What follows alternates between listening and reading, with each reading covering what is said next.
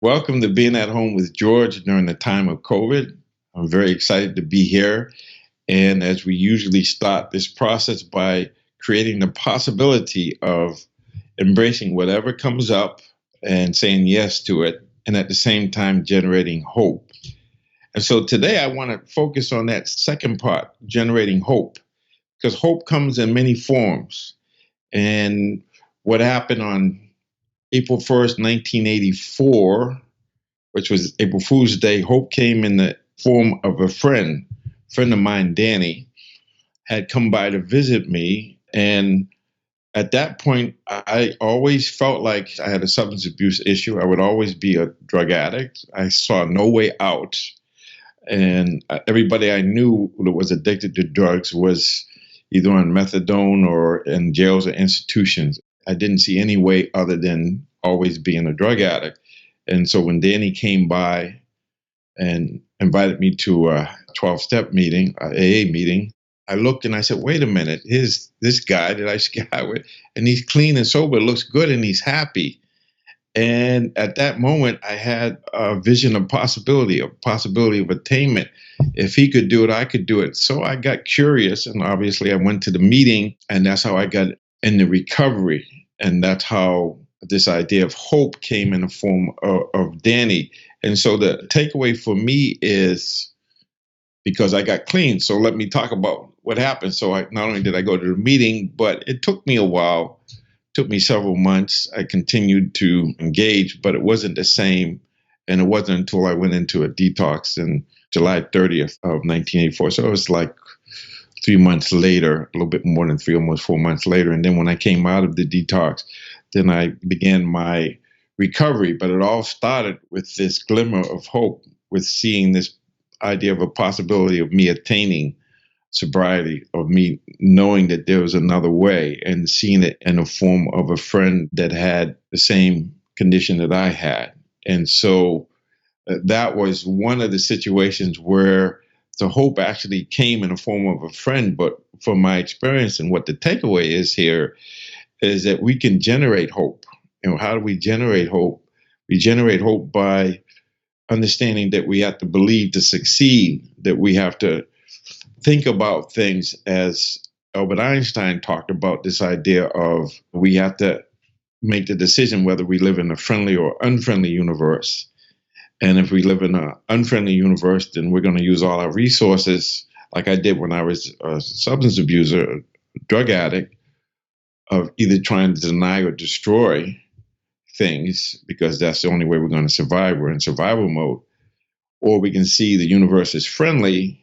And by friendly, I mean there's a lawfulness to it, and that we can use all our resources to align ourselves with how things work. And then that's the proper way. And that's where we can actually get to a place that once we generate the hope for me to get clean, then all other avenues open up. And so I generate hope. It's a process of me always looking at the sunny side, or looking at the glass as being half full instead of half empty. So in short, instead of looking at it like I was when I was feeling like I was doomed and resigned to being a substance abuser, realizing that when I see the glass as half full, I'm coming from abundance. I'm coming from this idea of looking at things in a way where I'm in a growth mindset. I'm in the love mindset, where I'm seeing and asking myself, what's the lesson that life is teaching me, and what do I need to learn? And how can I relate to it in a way that empowers me, that inspires me?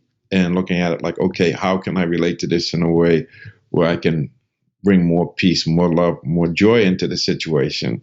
And so now, having had that situation, I just continue to develop what we call strong self-efficacy belief, which is this idea that says that no matter what happens to me, I can create space between stimulus and response. And in that space, I get the freedom and power to choose. And by choosing that, it helps me to generate faith and trust and optimism. But mainly, it's the idea of keeping hope alive, keeping the possibility alive. And this ties into quantum physics, where they talk about waves of possibilities, and that everything that ever was created is already created, and it's a matter of manifesting. And how I manifest it is what I think about and what I hold in mind. As human beings, we have this capacity that whatever we hold in mind, we become. And so I go back to the philosopher Dr. Dre. I have my mind on money, money on my mind. I believe he's worth kind of like 800 million or something like that. But that's not the point. The point is that whatever we hold in mind, we manifest. So why not have hope? Why not look for hope? Why not generate hope? And by generating hope, we are getting in touch with what we call the Hall of Fame, the hope, the optimism, and the faith. And when I have faith and I act out of it, then good things happen. And so I was stuck. And then by having this vision of possibility, of generating hope and saying, oh, there's a way out. Because I don't see it doesn't mean it's not there. It means to look for it. And this goes back to what Joseph Campbell says, is when we get clear about what we want to do, doors open where there were no doors. And that was another time when hope came into my life when I was in a job. Just like with the addiction, I couldn't stop and I couldn't keep doing it. I was in a job where I couldn't stay, but I had no place to go. And it was during that time I was watching The Power of Myth with Joseph Campbell, and he was talking about follow your bliss. And once again, I had the hope to be able to leave my job without having a job.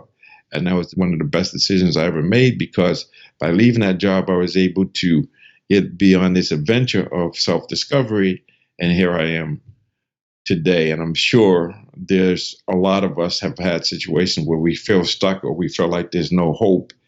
And the reason we feel like there's no hope is because we're in survival mode. We're seeing the glass as half empty instead of half full, or we're not investigating and exploring and asking how-to questions rather than why questions, and actually engaging. We can go to Google, we can talk to people and say, how did you do this? And talk about this thing called life in a way where we're embracing whatever comes, saying yes to it, and generating the hope, because there is a solution. And the solution is usually what Robert Frost says. And he said that the only way out is always through. And I keep quoting Emerson because I think it's important. Do the thing and you will have the power. And so all of this is about generating hope. Even when no one else is positive, we can generate hope. And it comes in many forms. And most of the forms it comes in, how we see it is determined whether we're in growth mode, where we're open and we're willing to see it, we want to see it, we believe to succeed, or it comes to us but we don't see it because we don't believe and we don't think that there's a way out. We don't have hope. And some people, criticize people having hope. I'm not talking about having hope and not doing the work. I'm talking about having hope and then taking the action. Hope is a verb. We have hope, but then we have to discover how, once we feel it, then what's the way? So not only did I have to see that there was a way, I had to take certain steps that allowed me. That's the how-to, is be willing to do what I needed to do to get there. And I had to forget, all I have learned. This is what Yoda said to Luke Skywalker. He said, you have to unlearn everything you have learned. Then once I unlearn things, then I can learn new things. So that's a simple way of saying being humble and being hungry, but also being willing to be taught and realizing that I have this masterpiece. I've been wired for success. It's just a matter of to be still and know, and to understand that what I hold in mind, I manifest. And so as a man thinketh in his heart, so is he. We become what we think about, what we hold in mind manifest. So my job is to generate the hope and to put things in mind that are in alignment with the possibility of attainment.